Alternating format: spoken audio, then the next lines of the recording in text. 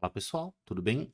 Essa é uma questão clássica da Unesp de 2014 que fala o seguinte: chegou às mãos do capitão Jack Sparrow, do Pérola Negra, o mapa da localização de um grande tesouro enterrado em uma ilha do Caribe.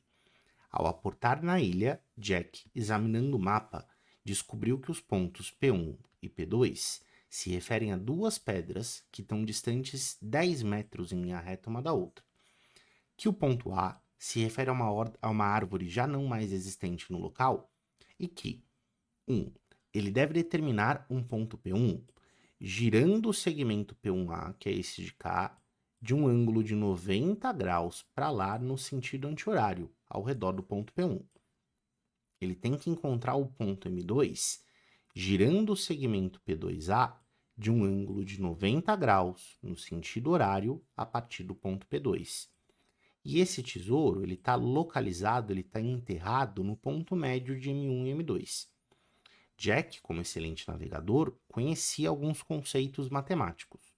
Ele pensou por alguns instantes, introduziu um sistema de coordenadas retangulares com origem no ponto P1 e com o eixo das abscissas passando por P2.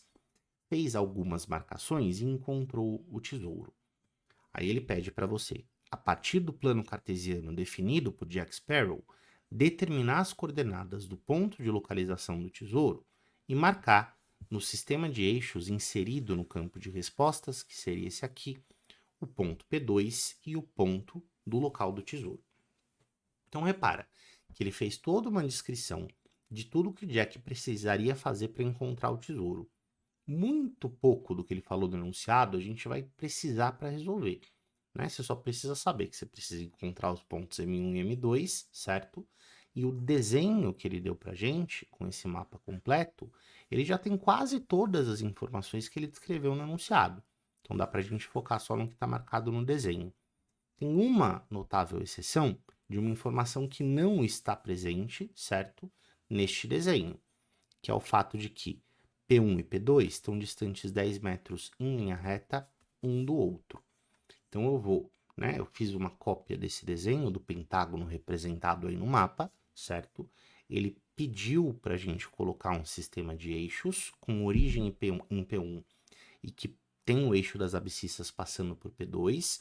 Então eu dei uma pequena rotacionada nesse desenho para que os pontos P1 e P2 ficassem na horizontal, para ficar mais fácil de você, né, colocar os eixos aqui. Então é o mesmo pentágono da figura, com os mesmos, né, as mesmas informações, as mesmas marcações, e a partir desse pentágono a gente vai descobrir quem são esses pontos. Então a ideia é a gente colocar um sistema de eixos com origem aqui no ponto P1 e que passe pelo ponto P2. Vou fazer até um pouquinho mais comprido para que esse sistema de eixos pegue toda a extensão dos pontos que a gente vai precisar utilizar. A origem do sistema de eixos é o ponto P1, assim como o enunciado pediu que fosse. O eixo das abscissas, que é o eixo X, passa pelo ponto P2, assim como o enunciado exigiu que passasse, certo? E a única informação que não tinha sido marcada na figura é que a distância de P1 para P2 é 10 unidades, né? Ele falou que são 10 metros de um para o outro. Então, veja só, como o ponto P2 é um ponto do eixo X, eu já posso marcar as coordenadas desse moço aqui como sendo 10, 0. E uma das coisas que o exercício pediu que eu marcasse ali na folha de respostas era a posição do ponto P2. Então, vou marcar aqui, vou contar 1, 2, 3, 4, 5, 6, 7, 8, 9, 10 e marcar o ponto P2 exatamente na marcação do 10. Então, esse cara aqui é o 10, esse cara aqui é o ponto P2. Muito bem. Aí vamos lá. Eu não tenho informações suficientes de distância para determinar a posição de M1 e M2, então vai ter que ficar em função de medidas que a gente for considerando importantes ao longo do exercício. Como eu quero os pontos M1 e M2, eu vou marcar as coordenadas desses pontos, né? Lembrando que para a gente, em geometria analítica, a abscissa seria o movimento horizontal que eu faço para chegar no ponto e ordenada seria o movimento vertical. Para não ficar muito poluído esse desenho, as coordenadas desse ponto M1 eu vou marcar para a esquerda, pode ser? Então vamos supor que esse ponto M1, que é o primeiro ponto que eu preciso encontrar, tem a abscissa que eu vou chamar de Azinho e ordenada que eu vou chamar de Bzinho. Então A é a distância horizontal até o ponto M1, B é a distância vertical. Eu não sei muita coisa sobre esse triângulo aqui, né? Mas repara que tem outro segmento igual a ele para baixo da figura. Deve ser importante o fato de que o segmento P1M1 foi obtido a partir do segmento P1A pela rotação descrita no enunciado. Então, eu vou colocar aqui o seguinte, eu vou chamar de alfa, essa medida de ângulo, certo? Você vai concordar comigo que os eixos x e y são perpendiculares, então se a medida do ângulo ali de cima é alfa, esse cara é 90 menos alfa. E veja só, tem um outro ângulo reto formado no vértice P1 pelo ângulo M1, P1A. Então, se toda essa medida aqui ó, é de 90 graus, e eu já marquei como 90 menos alfa a medida de cima, você vai concordar comigo que essa medida de baixo é o ângulo todo de 90 menos a parte que ficou para cima, que é 90 menos alfa. E 90 menos 90 menos alfa é alfa. Então, esse ângulo de baixo é alfa de novo. Sabe o que isso quer dizer? Que se eu marcar as coordenadas desse ponto A aqui, né, a gente tem a formação de um triângulo retângulo muito naturalmente quando a gente desenha coordenadas, né? Esse triângulo aqui, que eu vou chamar esse ponto aqui de ponto B, esse triângulo P1AB, ele é idêntico ao triângulo P1M1 e vou chamar esse ponto aqui de C.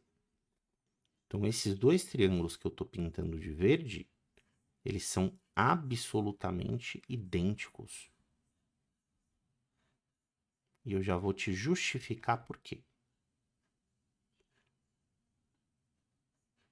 Os ângulos desses triângulos são 90, alfa, e o ângulo que está faltando é 90 menos alfa. Lembra que em todo triângulo retângulo, os ângulos agudos são complementares, né?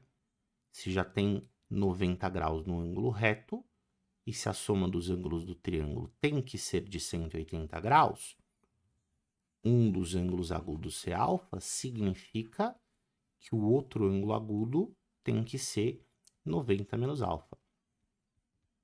Então, é o mesmo ângulo que aparece aqui nos dois triângulos. E, né, esses triângulos têm exatamente a mesma medida de hipotenusa, porque isso foi uma informação do enunciado. Então, já dá para a gente marcar aqui, ó, o triângulo M1, CP1, ele é congruente ao triângulo ABP1.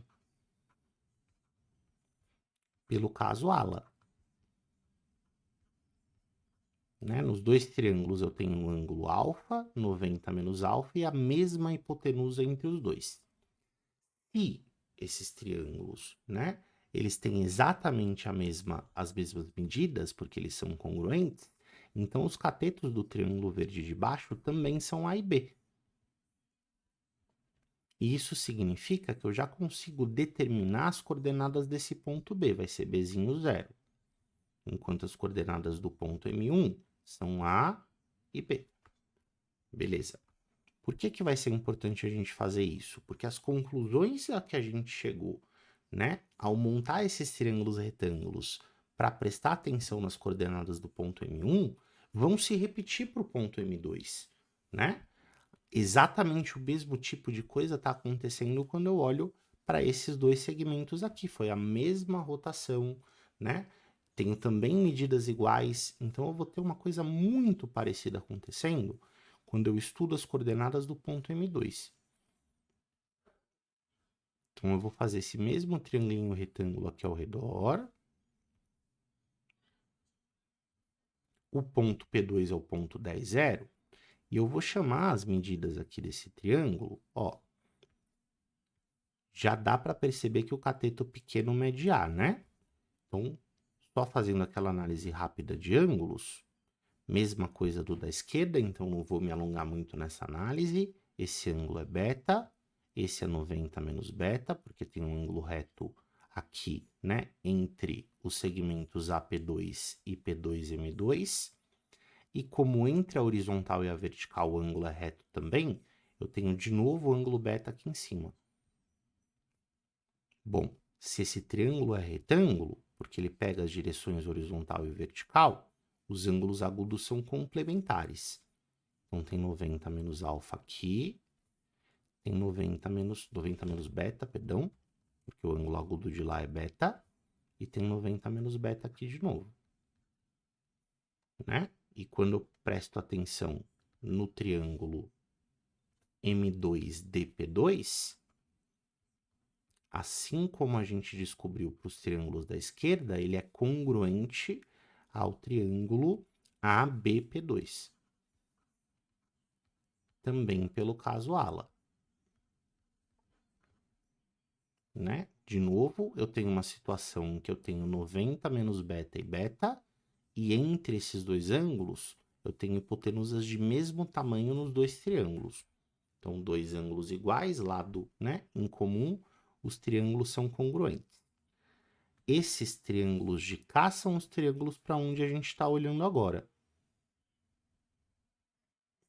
O triângulo roxo que foi formado até o ponto A lá embaixo, e o triângulo roxo que foi formado ao redor desse segmento M2P2, aqui do lado direito. Olha que coisinha interessante a gente vai descobrir com isso. Para que eu vou aproveitar essa congruência, né? Perceba que esse lado aqui, do A até o B, é compartilhado entre o triângulo verde e o triângulo roxo. Isso significa que essa medida Azinho também é a medida desse segmento, que é o cateto pequeno do outro triângulo roxo, que é igual ao de baixo. Agora pensa aqui comigo. Eu sei que toda a distância do ponto P1 até o P2 é 10. E a gente já marcou essa primeira parte do P1 até o B com a medida Bzinho. Bom, se tudo é 10, essa parte da esquerda está ocupada por essa medida Bzinho, esse pedaço da direita eu posso representar como 10 menos Bzinho. E como existe essa congruência entre os triângulos roxos, essa medida do cateto grandão, do triângulo que está de pé, também é 10 menos Bzinho. Que coisa perfeita. Então eu já tenho tudo que eu preciso para determinar que é o ponto M2. Né? Não de uma maneira absoluta, né? A gente não tem números para a gente dar para essas coordenadas, mas eu consigo achar em função do A e o B que eu usei para representar o M1. Por quê? Pensa comigo. X é um movimento horizontal. Se eu for do P1 até o P2, eu andei 10. Mas para eu chegar no ponto M2, eu tenho que voltar A. Então, eu posso representar essa abscissa como sendo 10 menos A. A altura do ponto que é ordenada é a medida deste cateto, que é 10 menos B. Opa! Então, o ponto M1 é o ponto AB. E o ponto M2 é o ponto 10 menos A, 10 menos B. Perfeito. Isso é tudo que eu preciso para achar o tesouro, sabe por quê? Porque o enunciado falou que o tesouro está no ponto médio desses dois segmentos. E eu encontro o ponto médio fazendo a média das coordenadas. Então, o x do tesouro vai ser o x do ponto M1, que é Azinho, mais o x do ponto M2, que é 10 menos Azinho, tudo isso dividido por 2. E olha que conveniente que tem uma simplificação desses valores, né? Esse Azinho corta com o menos Azinho e sobra 10. 10 sobre 2, que é 5. Você deve concordar comigo que o y do tesouro vai seguir precisamente a mesma lógica, porque o y do ponto M1 é B e o y do ponto M2 é 10 menos B. Se eu somo e divido por 2, isso também dá 5. Ah, que perfeito, que perfeito. Achei o tesouro. Ficamos ricos, né? O tesouro está no ponto 5, 5. E o que o exercício pediu para a gente fazer foi marcar a localização do tesouro nesse plano cartesiano. Então, vou só marcar aqui, né? Toda a numeração de pontos até chegar no P1 e no P2. E o que a gente descobriu é que a localização do ponto T, que representa o tesouro, é o ponto 5, 5. Então, 5 para a direita, 5 para cima, esse é o tesouro. Perfeito? Então, uma questão muitíssimo interessante, né? Que precisa de um pouquinho de interpretação e um bom entendimento do que são essas coordenadas para a gente, aliado a um pouquinho de congruência de triângulos, conseguir encontrar medidas, né, ao longo da figura em função do primeiro triângulo que você marcou ali. Eu espero que você tenha gostado da explicação. Até mais. Tchau!